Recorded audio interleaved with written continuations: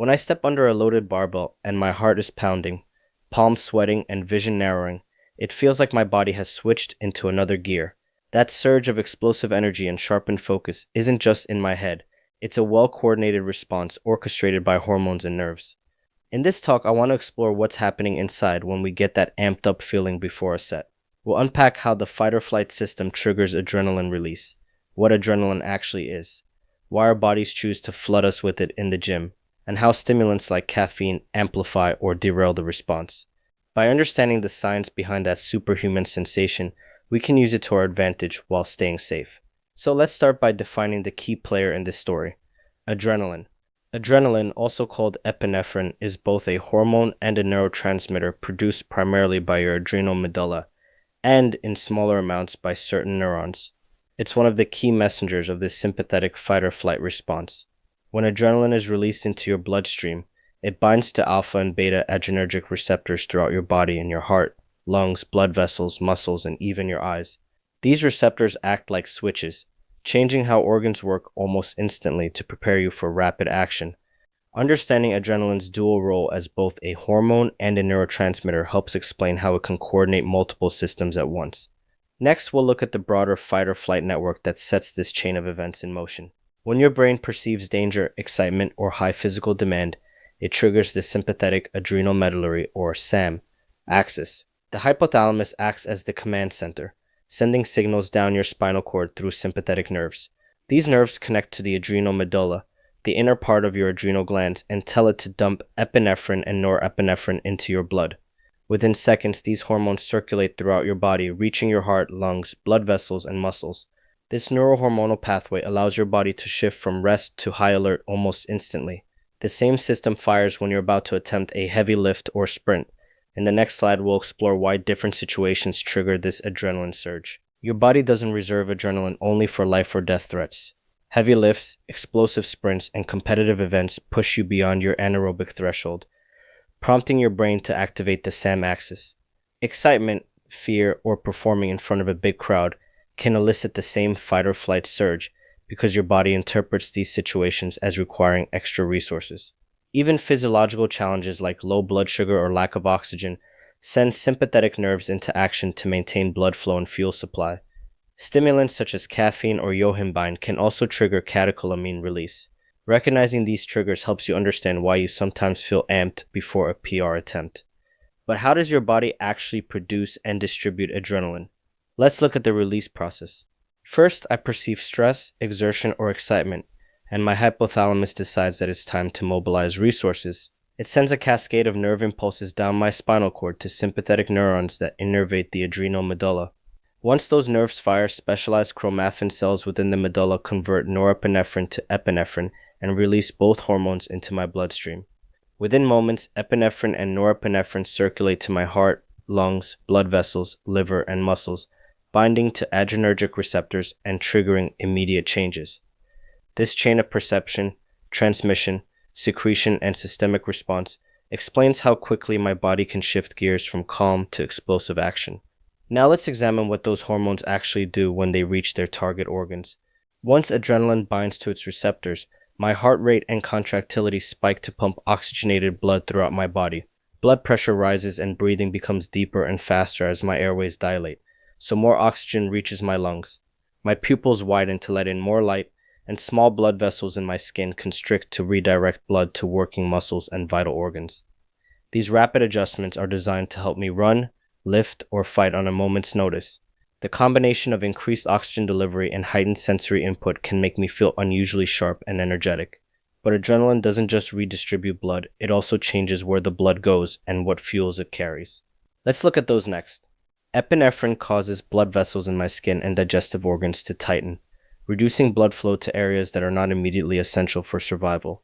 At the same time, vessels feeding my skeletal muscles dilate, allowing more oxygen and nutrients to reach them.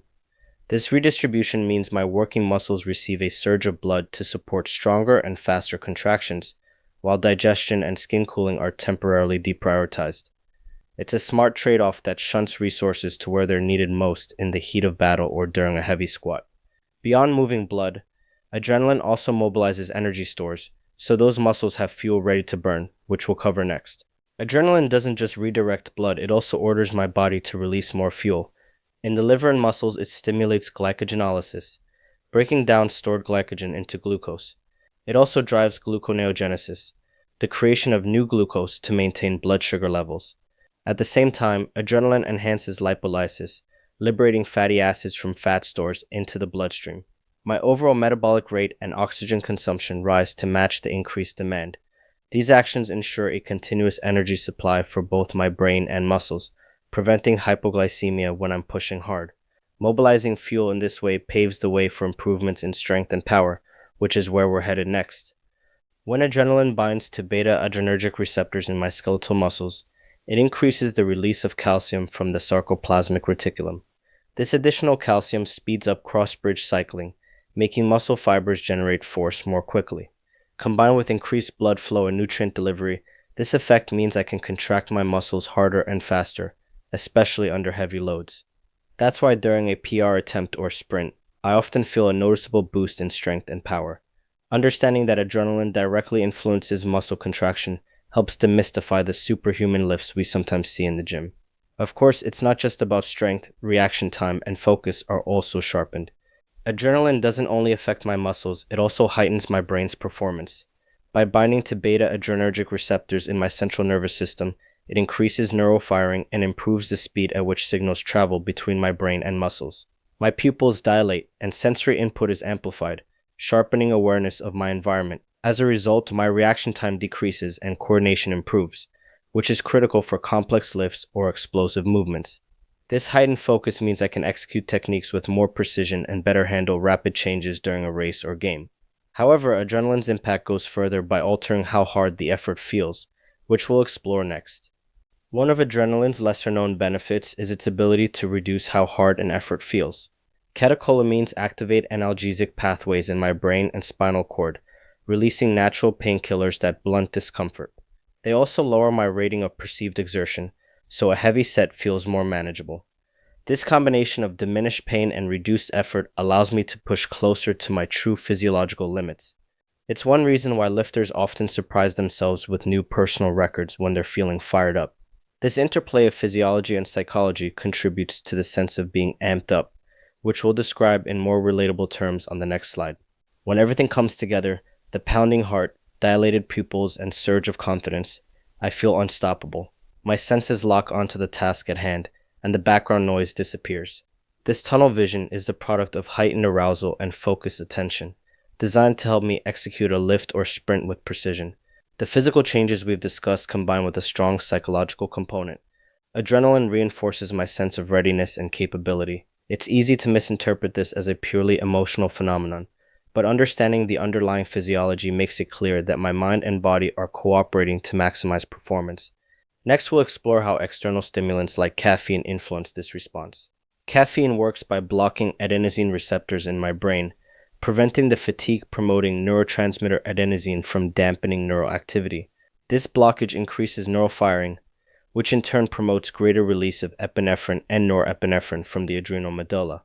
Moderate doses of caffeine, about 3 to 6 milligrams per kilogram of body weight, are known to enhance endurance and strength, and even 2 milligrams per kilogram can make a difference. However, doses above 6 to 9 milligrams per kilogram, or more than about 400 milligrams per day, can cause jitters, anxiety, elevated heart rate, and sleep problems. Knowing the difference between a performance-boosting dose and an overstimulating one is crucial before combining caffeine with other stimulants. While caffeine is the best researched stimulant, other compounds can also increase catecholamine release. Yohimbane inhibits receptors that normally suppress norepinephrine, thereby increasing its release and promoting lipolysis, but it can also cause anxiety, tachycardia, and high blood pressure. Synephrine, found in bitter orange and related alkaloids, acts similarly on adrenergic receptors to raise heart rate and blood pressure. There are case reports of chest pain, fainting, and convulsions when synephrine is paired with caffeine. Many pre-workout powders contain proprietary blends of these stimulants, and dosages aren't always disclosed, increasing the risk of overdose. Understanding the mechanisms and risks of these compounds helps you make informed choices, which we'll expand on next. Some pre-workout supplements combine caffeine with yohimbine, synephrine, and other stimulants to maximize adrenaline, energy, and focus. Stacking stimulants like this raises my heart rate and blood pressure more than any single compound and amplifies anxiety or jitteriness. Because proprietary blends don't always list exact quantities, I might inadvertently consume dangerous amounts.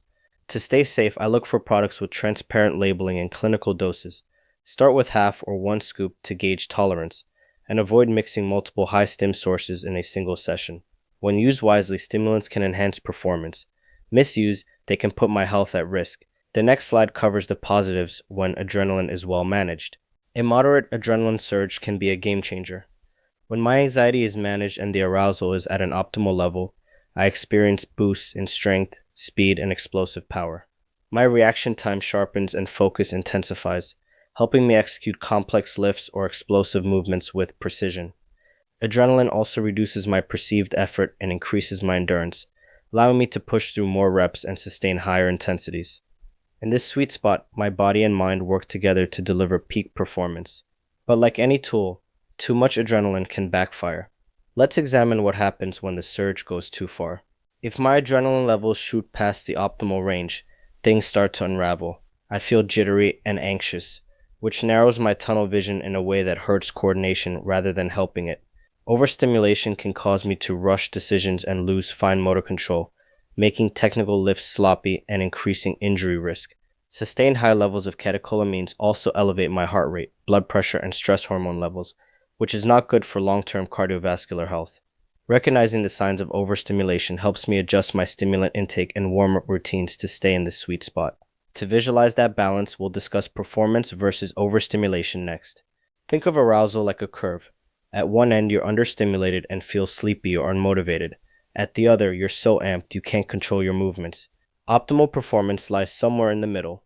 Too little adrenaline and I may not be fully engaged. Too much and I may shake, lose focus, and make mistakes.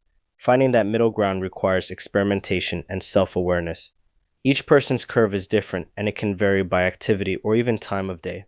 Recognizing when I'm sliding toward overstimulation allows me to step back before my performance suffers. Now let's discuss health and safety considerations related to heart rate and caffeine intake. Frequent or prolonged adrenaline spikes can strain my cardiovascular system. Elevated heart rate and blood pressure increase the risk of arrhythmias or hypertension, especially if I already have underlying conditions. The U.S. Food and Drug Administration suggests keeping caffeine intake below about 400 milligrams per day, as higher amounts increase the likelihood of palpitations, anxiety, and sleep disruption. Paying attention to my own heart rate, blood pressure, and sleep quality is essential. If I notice palpitations or persistent anxiety, it's a sign to cut back on stimulants. Safety matters more than squeezing out a few extra reps. Genetics and training status also affect how much stimulation is appropriate, which we'll cover next. Not everyone experiences the same effects from adrenaline or caffeine. Genetic variations in adrenergic receptors and enzymes like CYP1A2, which metabolizes caffeine, means some people are naturally more sensitive than others. Trained athletes also tend to release more epinephrine during exercise and may handle stimulants better than novices. That's why I suggest beginning with smaller doses, around 2 to 3 milligrams of caffeine per kilogram of body weight, and slowly increasing as you discover your sweet spot. Pay attention to how you feel during the workout and how well you sleep afterward. Listening to your body and understanding your genetic predisposition help you find your optimal level, which we'll discuss on the next slide. Finding my optimal level of stimulation involves some trial and error. I consume caffeine 30 to 60 minutes before training so it peaks during my workout. I aim for a total dose between 2 and 6 milligrams per kilogram of body weight, being mindful not to exceed my daily limit. I track my heart rate, perceived energy, and sleep quality in a journal or app to see how different amounts affect me. If I notice jitters or insomnia, I dial the dose down. I reserve high stim formulations for competition days and avoid combining multiple stimulant sources on regular training days. By systematically monitoring my body's responses, I can dial in the perfect zone for performance without tipping into overstimulation. To wrap up, adrenaline is the body's fight or flight hormone that rapidly increases heart rate, redirects blood flow, and mobilizes energy when I lift or sprint. Moderate surges enhance strength, speed, reaction time, and endurance, while excessive levels cause jitters, anxiety, and impaired performance. Stimulants like caffeine, yohimbine, and synephrine amplify this response, so dosing them wisely is essential. Because genetic differences in training experience affect sensitivity, I need to experiment to find my personal sweet spot. The goal isn't to jack my body up to maximum stimulation, it's to achieve optimal arousal where mind and muscles work in harmony. Finally, let's reinforce that principle and encourage mindful training. As exciting as a huge adrenaline rush can be, the ultimate objective is not to max out stimulation but to optimize performance. By understanding how adrenaline and stimulants affect my body, I can use them as tools to sharpen focus and power when needed, without compromising my health. I encourage you to reflect on your own experiences, experiment carefully, and find a level of arousal that makes you feel powerful yet controlled. If this talk gave you new insights, consider subscribing for more evidence-based content, comment with your optimal stim level, and share this information with your lifting partners. Together we can train smarter and harness our physiology for better results.